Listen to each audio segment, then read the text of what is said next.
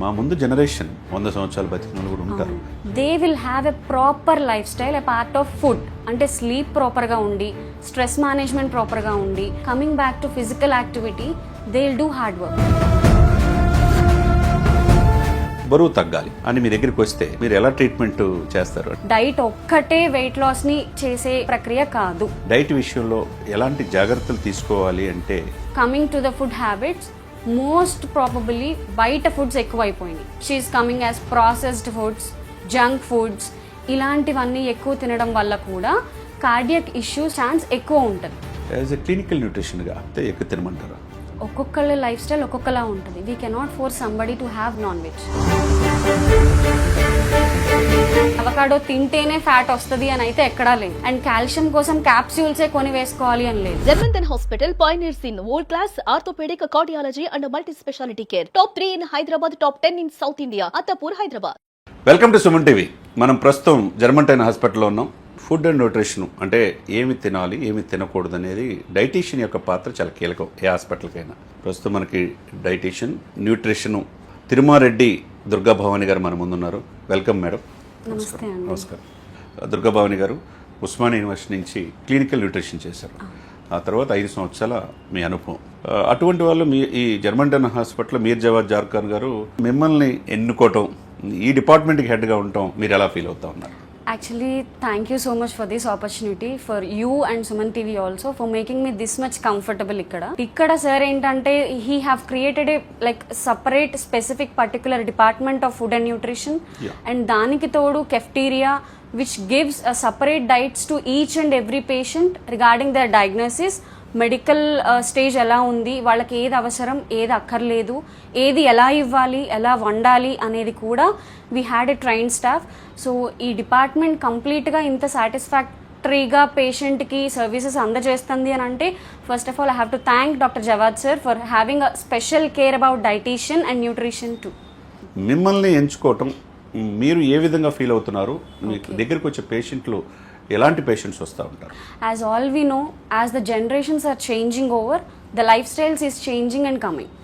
So అలానే senior మోస్ట్ని తీసుకోకూడదు అని కాదు, నేను తీసుకోవడానికి కారణం ఏంటి అని అంటే, మేము చదువుకున్న generations is completely different from the generations where the senior dieticians are coming from. అలా అని చెప్పి వాళ్ళు ఎక్కడో వెనకబడిపోయారు అని చెప్పట్లేదు. The thing which we are getting in updated version is completely different from the past previous years or previous generations అని చెప్పొచ్చు. Maybe regarding in that point of view ఆయన ఎప్పుడూ కొత్తగా అప్డేటెడ్ వర్షన్స్లో యాజ్ వీఆర్ సీయింగ్ టెక్నాలజీస్ కానీ or else any laser treatments or any other wide variety of technologies కానీ తీసుకురావడంలో first ఉంటారు. So he shows that empathetic things to the patients. కొత్తది అందాలి ఆర్ ఎల్స్ ఏదైతే వర్షన్ అప్డేటెడ్ ఉందో మనస్ఫూర్తిగా మనం ఇవ్వాలి, సాయి శక్తులారా we have to make them satisfactory అన్నట్టుగా చూస్తారు. So in that version maybe lifestyles కానీ, జనరేషన్స్ కానీ, న్యూట్రిషన్ అండ్ డైట్ కానీ, it had an update of generations and lifestyles too. ఈ డిపార్ట్మెంట్లో వచ్చే పేషెంట్స్లో చాలా సీరియస్ కేసులు వచ్చిన వాళ్ళు ఉంటారు. వచ్చేటప్పుడు ఫస్ట్ స్టెప్ మీరు ఏ టైంలో సంప్రదిస్తారు? సో బేసిక్గా మనకి ఇది మోస్ట్ ఇంపార్టెంట్ రోల్ ఏంటి అంటే ఆర్థోపెడిక్స్కి స్పెషాలిటీ. ఓకే. సో బేసిక్గా మనం చూసే వాటిల్లో ఆర్టీఏ కేసెస్ ఎక్కువ గమనిస్తాం, ఆర్ఎల్స్ ఫ్రాక్చర్స్, ఎనీథింగ్. సో ఇలాంటి వాటిల్లో క్రిటికల్ కేర్లో అడ్మిట్ అయ్యే పేషెంట్స్ ఎలా ఉంటారు అంటే, కొంతమంది కాన్షియస్లో ఉండొచ్చు, కొంతమంది అన్కాన్షియస్లో కూడా ఉండొచ్చు.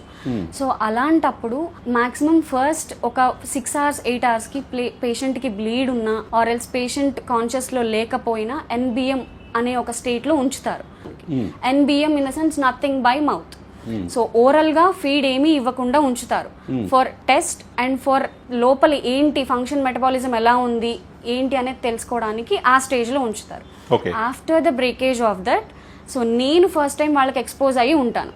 So like I talk to them first. మాకు ఏంటి అని అంటే within 24 to 48 hours screening assessment చేయాల్సింది ఉంటుంది. అది ఎలా అంటే, basic details will ask the patient or the patient attender, even if they are not in conscious or in an irritable stage. మేము అటెండర్స్ నుంచి ఆ ఇన్ఫర్మేషన్ని కలెక్ట్ చేసుకోవడానికి ట్రై చేస్తాం. Like the name of the patient, age, everything will be in the file. ఈవెన్తో ఒకసారి cross check చేసుకుని వాళ్ళ లైఫ్ స్టైల్ ఏంటి, వాళ్ళ ఆక్యుపేషన్ ఏంటి, వాళ్ళ లైక్స్ అండ్ డిస్లైక్స్ ఏంటి, ఫుడ్ ఎలా తీసుకుంటారు మార్నింగ్ నుంచి నైట్ వరకు, ఎలాంటి ఆహార పదార్థాలు అలవాటు ఉంది వాళ్ళకి, vegetarian or non vegetarian, so ఇలాంటివి. అండ్ మెడికల్ సైడ్ వచ్చేసరికి ఏం చూసుకుంటాము, వామిటింగ్స్ ఏమన్నా అవుతున్నాయా, లూజ్ టూల్స్ ఏమన్నా ఉందా, డిస్ఫేజియా అంటే వాళ్ళు స్వాలో చేసే పద్ధతిలో ఏదన్నా డిఫికల్టీ ఫేస్ చేస్తున్నారా, లేదు అమాంతంగా వెయిట్ లాస్ ఏమన్నా ఉందా లాస్ట్ 6 monthsలో, లేదా వెయిట్ గెయిన్ ఏమన్నా ఉందా లాస్ట్ 6 monthsలో, ఇవన్నీ మేము మెడికల్గా లైక్ నోట్ డౌన్ చేసుకుని will take all these parameters and will note it as a documentation. So దీని తర్వాత will go with the investigations, అంటే లైక్ హెచ్బి పర్సంటేజ్ కానీ, sodium, creatinine or else phosphorus, potassium, albumin, so platelet count, ఇవన్నీ చూసుకుని we will finalise the diet. Okay, ఈ person ఈ diet తీసుకోవడానికి he's okay now, so వీళ్ళు ఇట్లా టాలరేట్ చేయగలరు, ఇలా తీసుకోగలరు. And more over NBM break చేయగానే soon after we will not provide any food to the patient. Starting with the clear liquids, అంటే కంప్లీట్ థిన్ క్లియర్ లిక్విడ్స్ ఇచ్చి swallowing చూసి if it is okay will move to the liquid diet. Then if it is also tolerated then will move to the soft diet. Clear liquids అంటే coconut water కానీ, ORS కానీ, or else very thin filtered barley water, ఇలాంటివి అంటే like complex లేకుండా, ఏ food particles లేకుండా క్లియర్గా ఇచ్చి వాళ్ళ స్వాలోయింగ్ అబ్జర్వ్ చేస్తాం. If everything is good then will go with liquids, అంటే సూప్స్ కావచ్చు ఆర్ ఎల్స్ ఫ్రూట్ జ్యూసెస్ కావచ్చు, ఇలాంటివి ఇచ్చి వాళ్ళ టాలరేషన్ చూస్తాం, అంటే ఎక్కడి వరకు స్వాలోయింగ్ చేయగలరు అని. అది కూడా బాగానే ఉండింది అంటే then will go with soft foods, easy to digested soft cooked foods ఎలా ఇవ్వాలి, ఎంత మోతాదులో ఇవ్వాలి అనేది చూసుకుంటాం. లక్షలాది మంది అంటే తిని ఒకేసారి మానాలి అంటే చాలా కష్టం, నోరు కాయలు తినాలనిపిస్తుంది, కానీ బరువు పెరిగిపోతారు, బరువు తగ్గాలి అని మీ దగ్గరికి వస్తే మీరు ఎలా ట్రీట్మెంట్ చేస్తారు? సో యాక్చువల్గా ఇప్పుడున్న క్వశ్చన్స్లో ఇది టాప్ మోస్ట్ క్వశ్చన్ అని చెప్పొచ్చు. అందరూ అడిగేది ఏంటంటే నేను తినేవి నాకు ఇష్టమైనయే తినాలి, బట్ నేను వెయిట్ లాస్ అవ్వాలి. సో నేను ఫస్ట్ అండ్ ఫార్మోస్ట్ అందరికీ చెప్పేది ఏంటంటే diet doesn't mean it is the only factor of weight loss. Diet ఒక్కటే వెయిట్ లాస్ని చేసే ప్రక్రియ కాదు. సో వెయిట్ లాస్ అనేది it depends on several factors. So అది స్ట్రెస్ అవ్వచ్చు, స్లీప్ అవ్వచ్చు, లైఫ్ స్టైల్ అవ్వచ్చు, or else the food habits what we are having అవ్వచ్చు. So only diet management, only food వల్లనే వెయిట్ లాస్ అవుతామని ఎక్కడా లేదు. So food is one of the factor in weight loss management. So ఇంకొకటి ఏంటి అని అంటే ఏమీ డైట్ చేయకుండా వెయిట్ లాస్ అయ్యే ఛాన్సెస్ ఉన్నాయా? డైట్ అంటే ఇట్స్ నాట్ లైక్ ఏదో స్ట్రిక్ట్గా చేసేయాలి ఆర్ ఎల్స్ మనకి ఇష్టమైనవన్నీ మానేయాలి, ఇలా చూడడం మాపేయాలి. First diet is a word which means having a balanced diet.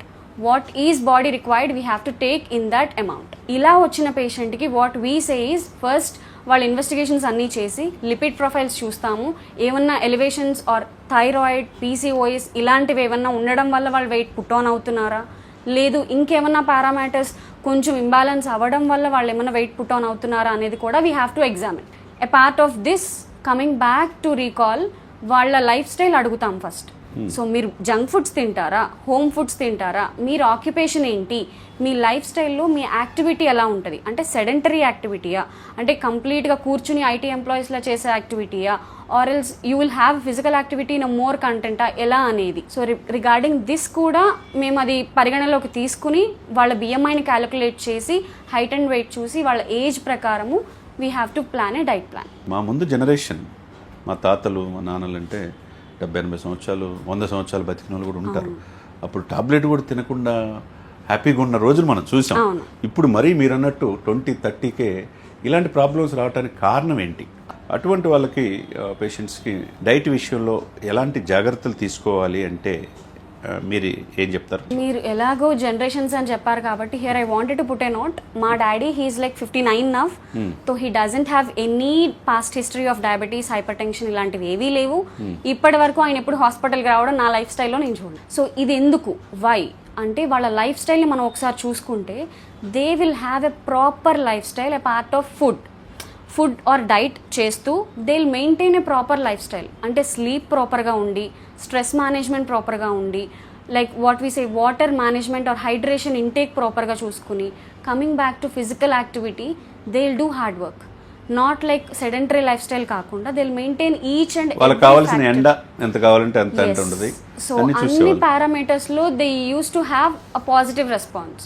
So ఇప్పుడు జనరేషన్ ఎలా అయిపోయింది అని అంటే based upon their occupations, based upon their stress levels in the job holders, sleeplessness, ఇవన్నీ ఒక ఎత్తు అయితే coming to the food habits most probably బయట ఫుడ్స్ ఎక్కువైపోయినాయి, which is coming as processed foods, junk foods, ఇలాంటివన్నీ ఎక్కువ తినడం వల్ల కూడా cardiac issues or cardiac related డిసీజెస్కి ఎక్కువ దారితీసే ఛాన్స్ ఎక్కువ ఉంటుంది. వై? బికాజ్ మనం ఏ ఆయిలీ ఫుడ్ ఆర్ ఏ ఫ్రైడ్ ఫుడ్ తీసుకున్నా first thing after digestion it will absorb in to the blood. So అది అబ్జార్ప్షన్ అయినప్పుడు which leads the blood to get thicken, so which leads to have some blockages or strokes. So ఈ ప్రక్రియ ఎవరికీ తెలియదు, ఈ food తిన్నాను నాకు ఇది వచ్చేసింది. నో, లోపల జరిగే ప్రక్రియ ఇది. So and a part of this habits విషయానికి, లైఫ్ స్టైల్ విషయానికి వస్తే ఈ జనరేషన్లో ఆల్కహాల్, సిగార్, వాట్ నాట్ అన్నీ వస్తున్నాయి వీళ్ళకి ఈ చిన్న ఏజెస్లోనే. సో రిగార్డింగ్ దట్ కూడా maybe it can affect in the diseases in the earlier stages of life. మనిషి ప్రతిరోజు హ్యాపీగా ఉండాలంటే ఎన్ని లీటర్లు వాటర్ తాగాలి? 3 to 4 liters is a minimum or maximum thing for hydrated body. A part of this, ఎవరన్నా పేషెంట్కి రీనల్ కానీ కార్డియక్ కానీ ఆర్ పల్మో పేషెంట్కి కానీ ఫ్లూయిడ్ రిస్ట్రిక్షన్ ఉంటే తప్ప they can maintain this 3 to 4 liters. అదే సమయంలో భవానీ గారు మంచి నిద్ర ఎన్ని గంటలు పోవాలి అంటారు మీరు? It is of 6 to 8 hours. It's a good time for sleep. And one more thing I wanted to note, it's not like మీరు ఏదో నిద్రపోయామంటే కళ్ళు మూసుకుని నిద్రపోయాము, నిద్ర అయిపోయింది 8 hours మేము, it's not like that. Quality of sleep ఎంత ఉండింది, దట్ మ్యాటర్స్ ఎ లాట్. మీరు చెప్పిన పాయింట్ ఆఫ్ వ్యూలో ఎన్ని గంటలకు నిద్రపోతే మంచిది అంటారు, ఎన్ని గంటలకు నిద్ర లేస్తే మంచిది అంటారు? So before 6 o'clock getting up is very like what we say చాలా మంచి చేస్తుంది అని చెప్పొచ్చు బాడీకి. Early morning. And why? Because what we are getting from the sun, vitamin D, కంప్లీట్గా వైటమిన్ డి సన్ నుంచి రాదు.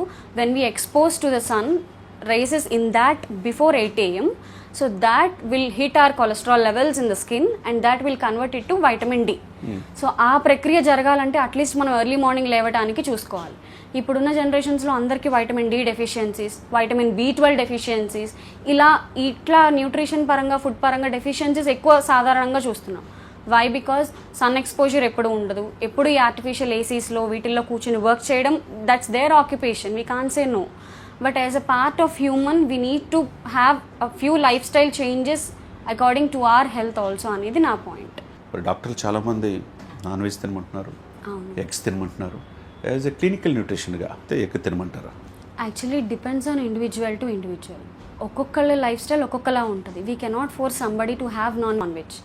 సో ఇలా కాకుండా మనం వెజిటేరియన్లో కూడా చూసుకుంటే హై ప్రోటీన్ ఫుడ్స్ చాలానే ఉన్నాయి, లైక్ పల్సెస్, లెంటిల్స్, ఆరెల్స్, వాట్ వీ సే సిరల్స్, వీటిల నుంచి కూడా హై ప్రోటీన్ వచ్చే చాలా ఫుడ్ ఐటమ్స్ ఉన్నాయి. అండ్ మోర్ ఓవర్ ఇలాంటి హై ప్రోటీన్ తినాలి లేదా డైట్ మెయింటైన్ చేయాలంటే అందరూ అనుకునేది చాలా ఎక్స్పెన్సివ్, చాలా కాస్ట్ ఎక్కువ ఫీల్ అయిపోతాము, ఆరెల్స్ వాళ్ళకి మాత్రమే చేయగలరు, తక్కువ స్థాయిలో ఉన్న వాళ్ళు చేయలేరు. అండ్ వెజిటేరియన్స్కి అసలు అది అవ్వని పని, ఇలాంటివి ఎక్కడా ఏది ఉండదు. సో వెజిటేరియన్స్లో కూడా పప్పు ధాన్యాలు అన్నీ high protein, meal maker, paneer, mushroom, so ఇలాంటివన్నీ కూడా హై ప్రోటీన్ వాటిల్లోకే సామాన్య మానవులకు కూడా అందుబాటులో ఉంటుంది. ఎస్ అఫ్ కోర్స్, అదే చెప్తున్నాను. So it doesn't mean avocado తింటేనే ఫ్యాట్ వస్తుంది అని అయితే ఎక్కడా లేదు. అండ్ కాల్షియం కోసం క్యాప్స్యూల్సే కొని వేసుకోవాలి అని లేదు.